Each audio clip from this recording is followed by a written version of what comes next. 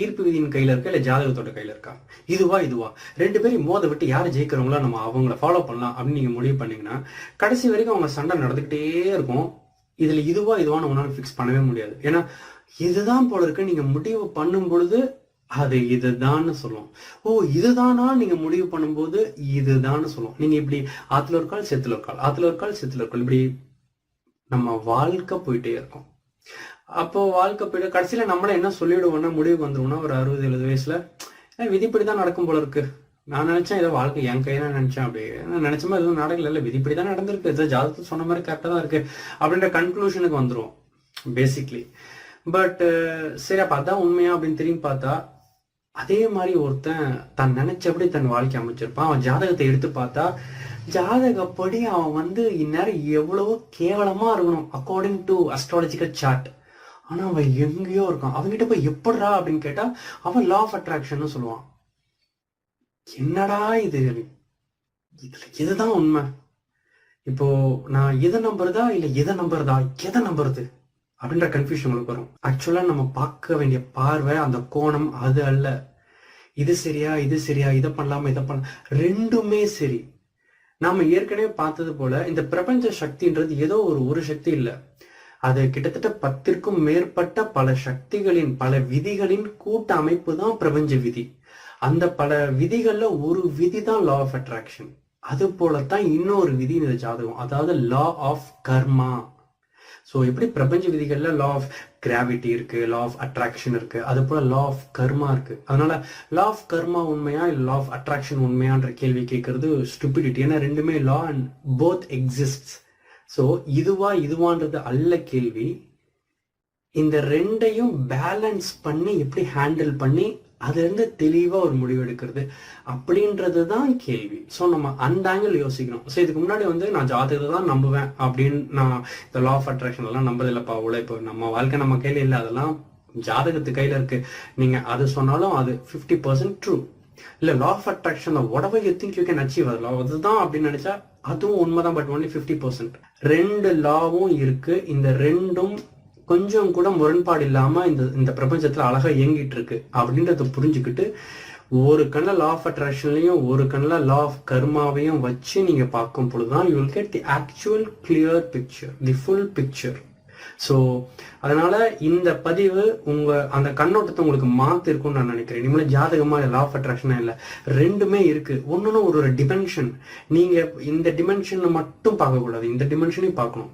ஏதாவது ஒன்றை பார்த்து அதுதான் ஃபிக்ஸ் ஆயிடாதீங்க. ஏன்னா இப்போ நான் இந்த ரெண்டு சொல்றதுனால இந்த ரெண்டு தானான்னு இல்லை. நான் ஏற்கனவே சொன்னது போல பிரபஞ்ச சக்தி பல விதிகளை உள்ளடக்கியது. நீங்க ஒன்னொன்னையும் படிக்கதான் அது ஒன்னொன்னா தெரிய ஆரம்பிக்கும். So that you come to know more, you grow. உங்க அறிவு விசாலமாகும். ஸோ எண்ணத்தின் அளவு உங்க வாழ்க்கையின் உயரும். ஸோ இப்போ நம்ம இது நீங்க தெரிஞ்சுக்கிட்டீங்க basically. Okay, law of attraction exists, law of karma exists. So இப்போ எப்படி மேனேஜ் பண்றது? எனக்கு இது ஒன்று வேணும். சரி, இப்போ எனக்கு ஒரு வீடு வேணும், எனக்கு ஒரு வீடு வாங்கணும்னு ஆசை. சரி, ஜாதகம் என்ன சொல்லுதுன்னா இப்போ உனக்கு இந்த பர்டிகுலர் தசை நடக்குது, அது இன்னொரு 3 வருஷம் இருக்கு, அது வரைக்கும் உனக்கு வீடு வாங்குறதுக்கான யோகம் இல்லை. அந்த அந்த என்ன சொல்லுவாங்க, அந்த உடவை ஜாதகத்துல சொல்லுவாங்க, அந்த புது கிரக பிரவேசம் பண்றதுக்கான அந்த யோகம் உனக்கு இல்லை. So you have to wait for 3 years அப்படிம்பாங்க. பட் வாழ்க்கை நம்ம கையில இருக்கு, நம்ம எண்ணங்கள் படிதான் வாழ்க்கை. அப்போ நான் எப்படி வீடு அடையிறது? ஜாதகம் நம்ம ஏற்கனவே பார்த்த மாதிரி உண்மை, அது பொய் கிடையாது. ஆனா அப்ப அது 3 வருஷம் வெயிட் பண்ண சொல்லுது. But law of attraction what you think you have to it has to come. So அதுக்கு எந்த தடையும் கிடையாது, இல்லை அதுக்கு எந்த ஒரு டைம் லென்த்தும் கிடையாது, டைம் இன்டர்வலும் கிடையாது. லா ஆஃப் அட்ராக்ஷன் நீங்க இன்னைக்கு யோசிச்சீங்கன்னா அது 3 வருஷம் கழிச்சு தான் கிடைக்கும்னு எந்த இதுவும் இல்லை. அடுத்த செகண்ட் கூட கிடைக்கலாம். It's how positively you are and how எப்படி நீங்க பிரபஞ்சத்து கூட அந்த கனெக்ஷன்ல இருக்கீங்கன்றதை பொறுத்தது. ஸோ ரெண்டுமே உண்மை. இப்போ நம்ம என்ன பண்றது? லா ஆஃப் அட்ராக்ஷனை பத்தி உங்களுக்கு ஒரு பேசிக்கலான ஐடியா இருக்கிற மாதிரி இந்த லா ஆஃப் கர்மாவை பத்தியும் நீங்க கொஞ்சம் பேசிக்கலான ஐடியா தெரிஞ்சுக்கோங்க. பொதுவா லா ஆஃப் கர்மா, இந்த கர்ம வினை அப்படின்றதுன்னா நான் என்ன செய்யறோம்னு எனக்கு அதான் திரும்ப கிடைக்கும்.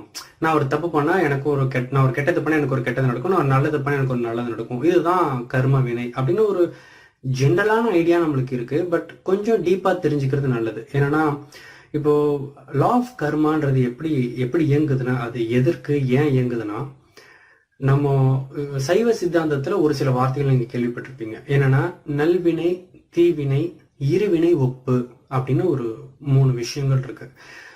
சைவ சித்தாந்தத்துல இந்த 36 தத்துவங்கள்னு நீங்க கேள்விப்பட்டிருப்பீங்க. அந்த 36 தத்துவங்கள்ல இதெல்லாம் ஒரு சில தத்துவங்கள். கால தத்துவம்னு இருக்கு, வினை தத்துவம்னு இருக்கு. ஸோ நம்ம அதுக்குள்ள டீப்பா போக போறது இல்லை. பட் பேசிக்லி இது எப்படி இந்த லா ஆஃப் கர்மா எப்படி இயங்குதுன்னு தெரிஞ்சுக்கோங்க.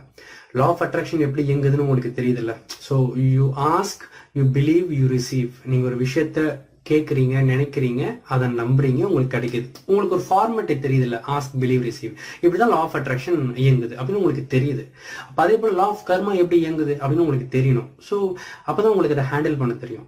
ஸோ அது எப்படி இயங்குதுன்னா, அதை தான் சைவ சித்தாந்தம் என்ன சொல்லுதுன்னா, நல்வினை, தீவினை, இருவினை ஒப்பு அப்படின்னு சொல்லுது. ஏன்னா நீ இப்போ ஒரு நல்ல வினை பண்ற, இட்ஸ் நோட்டட் டவுன், நீ ஒரு நல்ல வினை பண்ணிருக்க. நீ ஒரு தீவினை பண்ற, அதுவும் நோட்டட் டவுன், நீ ஒரு தீவினை பண்ணிருக்க. இப்போ நம்மள நிறைய பேர் என்ன நினைச்சுக்கிறோம்னா, நான் ஒரு கெட்டது பண்ணிட்டேன், ஸோ தட் நான் ஒரு நல்லது பண்ணிடுறேன், அது 2 ஈக்குவலைஸ் ஆயிடும்ல, அப்ப அந்த கெட்டது கேன்சல் ஆயிடும் அப்படின்னு நிறைய பேர் நினைக்கிறாங்க. பட் அக்கார்டிங் டு சைவ சித்தாந்தம், அக்கார்டிங் டு நம்ம சமயம் என்ன சொல்லுதுன்னா, it doesn't happen that way. நீ ஒரு கெட்டது பண்ணா நோட் பண்ணி வச்சுட்டேன்ப்பா, நீ ஒரு நல்லது பண்ண நோட் பண்ணி வச்சுக்கிட்டேன். நான் ஒரு கெட்டது பண்ணிட்டேன், அதுக்கு பதிலாக நான் ஒரு 10 நல்லது பண்றேன் அப்படின்னு நீங்க பண்ணீங்கன்னா, ஒரு கெட்டது நோட்டட், 10 நல்லது நோட்டட். நீ எது பண்றியோ அது நோட்டட். நீ நல்லது பண்ணாலும் சரி, கெட்டது பண்ணாலும் சரி, நோட்டட். இந்த 2ஐயும் எடுத்து இருவினை ஒப்புன்னு ஒரு கான்செப்ட். அது மிகப்பெரிய விஷயம். அது ரொம்ப டீட்டெயில்டா இல்லாம சிம்பிளா சொல்லணும்னா, அந்த இரு வினையையும் இந்த இறைவன் என்ன பண்றான்னா, தி பிரபஞ்சம், தி nature, what ever you call it, அது என்ன பண்ணுதுன்னா, அந்த 2 உன்னோட நல்வினை, தீவினை, அது 2ஐயும் எடுத்து அழகா பின்னி உனக்குள்ள இறக்குது. உங்களுக்குள்ள இறக்கி நீங்க அதை கன்சியூம் பண்ணி நீங்க அதை டைஜஸ்ட் பண்ணணும், அதை நீங்க தீக்கணும். நீங்க அந்த ஆக்ஷனோட ரியாக்ஷன் நீங்க அனுபவிக்கணும். யூ டிட் அன் ஆக்ஷன், ஒரு நல்வினை பண்ணிட்ட, அதோட ரியாக்ஷன் உங்களுக்கு ஒரு நல்லது நடக்கும். அதை நீங்க என்ஜாய், எக்ஸ்பீரியன்ஸ் பண்ணணும். அப்பதான் அது அந்த கதை முடியுது. ஸோ நீங்க ஒரு கெட்டது பண்ணிட்டீங்க, அப்போ உங்களுக்கு அந்த கெட்ட அனுபவம் ஏற்பட்டு அதை நீங்க அனுபவிக்கணும். ஸோ அந்த அனுபவித்தல், அதுதான் இருவினை ஒப்பு. அந்த இரு வினையும் நம்ம கூட நமக்குள்ள வச்சு நம்மளை அனுபவிக்க வச்சு அதை டேலி பண்ணுவாங்க. ஒப்புவித்தல், இருவினை ஒப்பு. எப்போ அந்த நல்வினையும் தீவினையும் இங்க டேலி பண்றீங்களோ, அப்பதான் உங்களுக்கு அடுத்த பிறவின்றது ஒன்றும் அமையாது. ஸோ இப்போ அடியார் பெருமக்கள் இல்ல ஆழ்வார்கள் எல்லாரும் இறைவன் கிட்ட போய் இறைவன் அடி சேர்ந்து என்னுடைய இந்த பிறவி தலையா இருக்கணும், நான் மறுபடியும் பிறக்கக்கூடாது இறைவா அப்படின்னா நம்ம வேண்டும்ல. ஓகே, அட்லீஸ்ட் பாட்டு பாடும்போது, கோயிலுக்கு போகும்போதாவது, அப்போ கூட அதெல்லாம் வேண்டது இல்லை. பட் இருந்தாலும் எப்பயாவது நம்ம நினைப்போம்ல, என்ன வாழ்க்கடா, திரும்ப திரும்ப பிறந்து இனிமேல் பிறக்கவே கூடாது, போய் இறைவன் அடி சேர்ந்துடணும்னு நம்ம என்னைக்கு அதை நினைப்போம்ல. அந்த கான்செப்ட் தான் லா ஆஃப் கர்மா. இந்த நீங்க பண்ற நல்வினையும் தீவினையும் அந்த 2ம் உங்களுக்குள்ள திணிக்கப்பட்டு நீங்க அதை நீங்க எக்ஸ்பீரியன்ஸ் பண்ணணும். அதை எக்ஸ்பீரியன்ஸ் பண்ணி அதை நீங்க தீக்கணும். இருவினையும் ஒப்பு ஆகணும், நல்லதும் கெட்டதும் டேலி ஆகணும். ஸோ தட் அதுக்கப்புறம் உங்களுக்கு பிறவி தேவை கிடையாது, நீங்க முக்தி, வீடு பேரு அடையலாம். இது சைவ சித்தாந்தம், இது யோக நெறிமுறை, சமய கல்வி, வாட் எவர். ஸோ இப்போ இதுல லா ஆஃப் அட்ராக்ஷன் நம்மளுடைய இந்த லைஃப் எங்க வருதுன்னு பாருங்களேன்.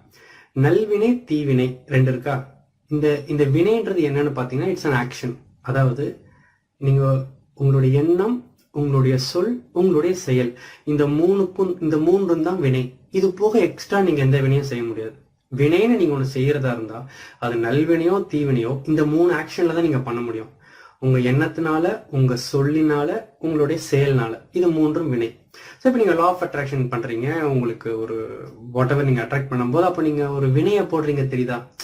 எனக்கு இந்த வீடு வேணும், எனக்கு இந்த வீடு வேணும். இது நல்வினையா தீவினையா அப்படின்னு பார்க்கும்போது, எனக்கு ஒரு வீடு வேணும்னு நீங்க ஆசைப்படுறீங்க.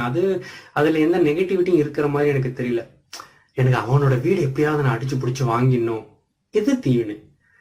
எனக்கு இருக்கிறதுக்கு என் குழந்தை குட்டிங்களோட நான் சந்தோஷமா வாழறதுக்கு எனக்கு ஒரு வீடு வேணும், இது நல்வினை.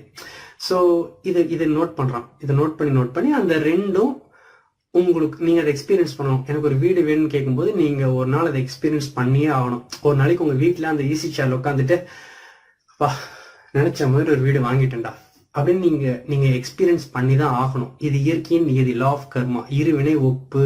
நீங்க அதை எக்ஸ்பீரியன்ஸ் பண்ணி தான் ஆகணும். அதனாலதான் லா ஆஃப் அட்ராக்ஷன்ல என்ன சொல்றாங்கன்னா, கெட்டது எதுவும் நினைச்சிடாத, கெட்ட எண்ணம், கெட்ட புத்தி, கெட்ட சகவாசம், கெட்ட பேச்சு, கெட்ட செயல் எதுவும் பண்ணாத.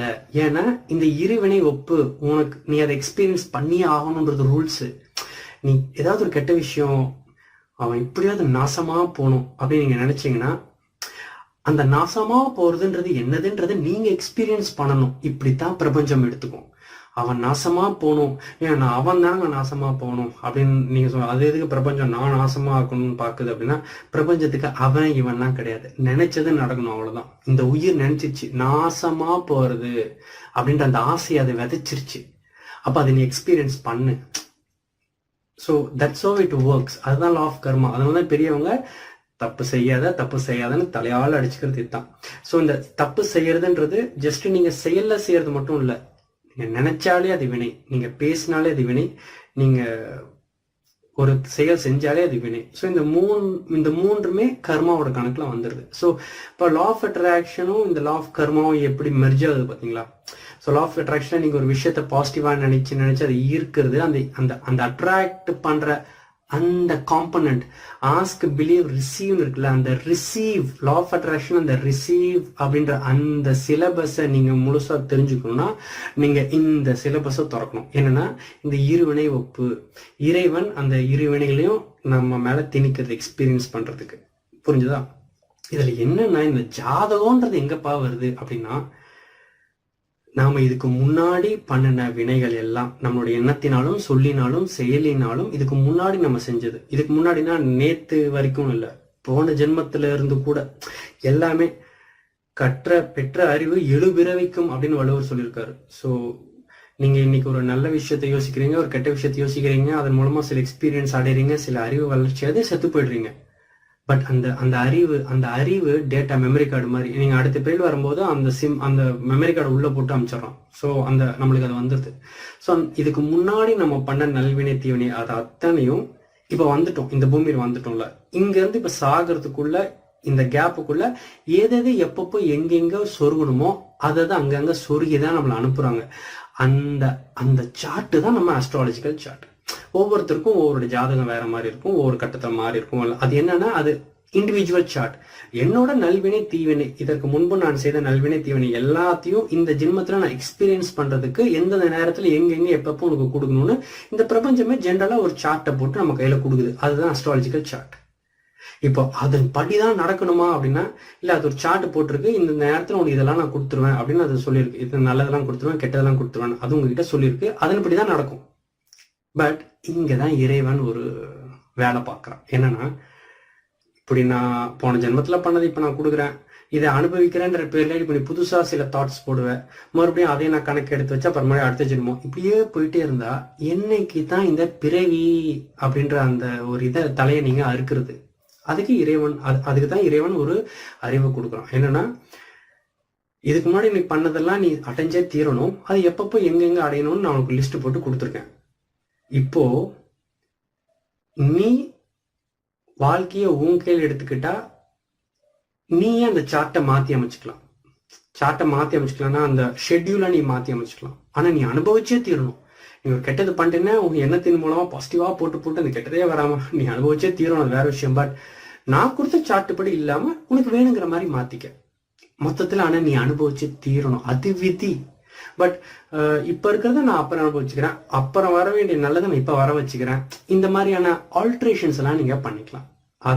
அதுக்கப்புறம் இன்னும் நிறைய இருக்கு. யோகா சாஸ்திரத்துக்குள்ள போனீங்கன்னா அவ்வளோ பெரிய தீவினைய சின்னதா மாத்துறது எப்படி, சின்ன நல்வினைய பெரிய நல்வினையா மாத்துறது எப்படி, இது போன்ற பல மெக்கானிசங்கள்லாம் நிறைய இருக்கு. நம்ம சமயத்துல யோகத்துல நிறைய இருக்கு, அதெல்லாம் வேற சப்ஜெக்ட். ஸோ இப்போதைக்கு நம்ம என்ன தெரிஞ்சுக்கிறோம்னா, law of attraction, law of karma ரெண்டுமே சேர்ந்துதான் இயங்குது. நம்ம வாழ்க்கையை நம்ம கையில் எடுத்துக்கிறது அது எப்படி அப்படின்னா, ஒரு சின்ன உதாரணம் சொல்றேன். இப்போ நீ இந்த ஃபிளைட்லாம் பார்த்துருப்பீங்க. ஒரு ஃபிளைட்டை ஒரு பைலட் ஓட்டிட்டு போறாருன்னா அந்த ஃபிளைட்ல வந்து ஒரு மெக்கானிசம் இருக்கும். ஏன்னா ஆட்டோ பைலட் அப்படின்னு ஒரு பட்டன் இருக்கும். என்னன்னா, இப்போ ரொம்ப தூரம் போற ஃபிளைட்ஸ்லாம் இருக்கு பாத்தீங்களா. ஸோ அந்த ஃபிளைட்லாம் வந்து என்னன்னா, இப்போ பைலட்டுக்கு லைக் அவருக்கு டயர்டா இருக்கோ இல்லைன்னா சம்திங் எமர்ஜென்சி வாட் எவர், அந்த ஆட்டோ பைலட் அப்படின்ற பட்டன் நீங்க அமுத்தி விட்டுட்டீங்கன்னா இப்போ ஃப்ளைட் அது தானே ஓட்டிக்கும், அதுக்கு பைலட் தேவையில்லை. அதான் ஆட்டோ பைலட், சயின்ஸ் டெக்னாலஜி. அந்த ஒரு சுவிட்சை திரும்ப எடுத்து விட்டு மேனுவல் அப்படின்னு போட்டுவிட்டா இப்போ அது பைலட் கையில் வந்துடும். இனிமேல் பைலட் என்ன பண்றாரோ வண்டி அப்படி போகும். சேம் நம்ம வாழ்க்கை நம்ம கையில எடுத்துக்கணும் அப்படின்னா, அப்ப இதுக்கு முன்னாடி நம்ம கையில இல்லைன்னு அர்த்தம். ஆட்டோ பைலட்ல போகுது. அது எது ஆட்டோ பைலட்னா, நம்ம ஜாதகம் தான் ஆட்டோ பைலட். நம்ம பிறக்கும் பொழுதே சில விஷயங்கள்லாம் முடிவு பண்ணி இங்க கிளம்புற, இந்த வழியா போய் அங்க முடிகிற அப்படின்னு ஒரு ஷெட்யூல் போட்டு தான் வண்டி ஏற்றி விட்டுருக்காங்க. ஸோ நம்ம எனக்கு திடீர்னு அந்த தூங்கிட்டு இருந்த பைலட் திடீர்னு முழிச்சுற மாதிரி நம்ம வாழ்க்கையில திடீர்னு முழிச்சுட்டு, என் வாழ்க்கையில நான் அடைய வேண்டிய விஷயம், என் லட்சியம், என் வாழ்க்கை இப்பதான் நம்ம துடிக்கிறோம். ஸோ இப்போ நம்ம என்ன பண்ணணும்னா, அந்த ஆட்டோ பைலட்ல இருந்து மேனுவலுக்கு மாத்தணும்.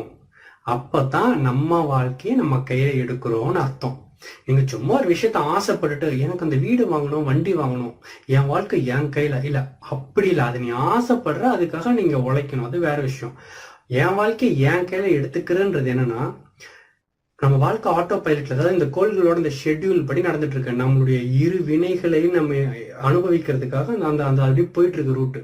நீங்க இப்போ மேனுவலா மாத்தணும். அந்த ஆட்டோ பைலட்ன்ற சுவிட்ச் எடுத்துட்டு மேனுவல் அப்படின்ற சுவிட்சை நீங்க அமுத்தணும். அதை அமுத்துனதுக்கு அப்புறமா உங்களுக்கு தெரியும், அந்த ஸ்டியரிங்கை பிடிக்கும்போது அந்த பைலட்டுக்கு தெரியும், எஸ் இப்போ கண்ட்ரோல் என் கை வந்துடுச்சு அப்படின்னு. நீங்க அந்த ஆட்டோ பைலட் ஓடும்போது அந்த ஸ்டியரிங் இப்படி பண்ணுங்க, அது ஒண்ணுமே இருக்காது, அந்த ஸ்டியரிங்ல கண்ட்ரோலே இருக்காது.